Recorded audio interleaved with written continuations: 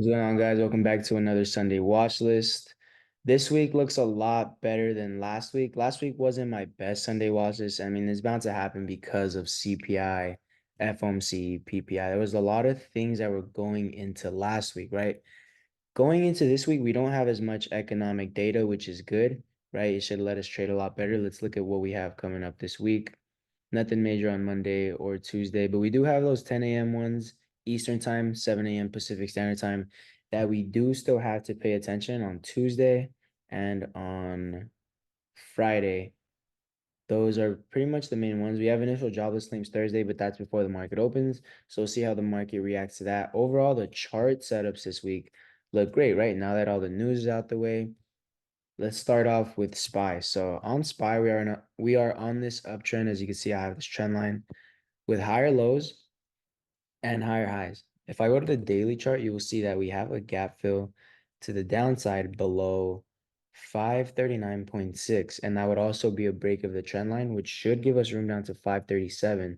But that is not my main setup that I'm watching this week. The main setup that I am watching this week is a little bit bullish. I'm leaning more towards the bullish side, at least to start the week, right? If this new all-time high at 544 has some rejections, right?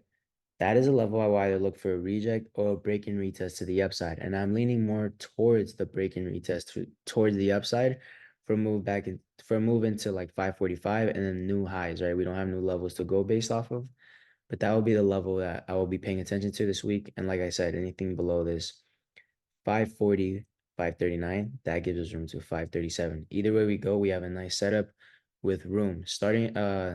Going into Qs, very, very similar. We are on this uptrend with the higher lows, and this new all-time high just broke after market on Friday. This high here at 479, really, let's say, right? So this 479 now turns into a level of support that I want to see hold. I want to see a bounces off of that area. So basically like the break and retest of that 479. And it looks like we have nothing but room into 480. Even though it's not a level, that's the next psychological level that I'll be paying attention to. And the daily chart just looks very strong, right? For Qs, anything to the downside, probably like the four. That's a long way down off this little gap over here. It's a very long way down. So for the downside on Qs, I will be paying attention to this zone here. Looks like this zone here got respected. If we look at multiple time frames on the 15, anything below this 474.5 gives us room to 473 and then 471, which if we break below 471, that's where the gap fill to 468 starts. So eventually I feel like those plays will happen. Probably just not yet, right? We're still very strong. Um, Going into some of my favorite setups for the week, and it's this way. Just for the week, I do like Walmart. Walmart has been very strong, right? We kind of flagged out. We broke above its previous high here at 65, retested, held it, and we are continuing to push higher up into like the 67.5 area. I feel like we have room above this trend line. Looks like we have room up into 67.5 and potentially 68. So this is a setup that I will be watching if we continue to show strength. Zoom is another setup that I like as well. We just broke, I believe these were 52-week lows, and these were our recent lows here. Pretty much like the lowest we've been on Zoom since, right, 2019. And we're breaking below this 58, 59 level. And I'm looking for a break and retest of this 59 level. If we come back and retest, it will be a nice rejection area, which is something that I will be paying attention to for Zoom. Just know that the spreads on Zoom are a bit wider, so just something to be aware of. Home Depot, I do really like this setup. It's been showing strength. Above this 350, gives us room to 353, and then it has a gap fill up to 358 above 354, this area here. And it just looks strong on the daily. Um, Starting a new uptrend, right? We just broke out of a downtrend that we've been on, and Home Depot's starting to pick up. So definitely a name I'm keeping on watch above this 350, 354 area for a move up into 358. Going back into some of the other names. Let's go back to the other names. Nvidia, right? Some of the main ones that I watch every week. Since it's just so heavily weighted now that it has such a big market cap, like the top three with Apple and Microsoft, it plays a big role in the market and it just keeps pushing highs, right? We keep pushing highs on Nvidia. I don't really see a great setup on it yet. Starting to show some weakness at this 132. Definitely looking for a pullback to 125. For me to take a trade on Nvidia, I'd like a pullback before. AMD, nothing much on AMD just yet. We are failing to hold the 160, right? We're failing to hold the 160. We're getting weaker and weaker here.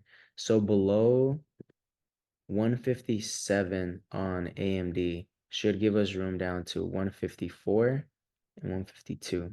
That is a setup I'll watch on AMD. Unless we fully get back above like 163, I won't be watching AMD to the upside just yet.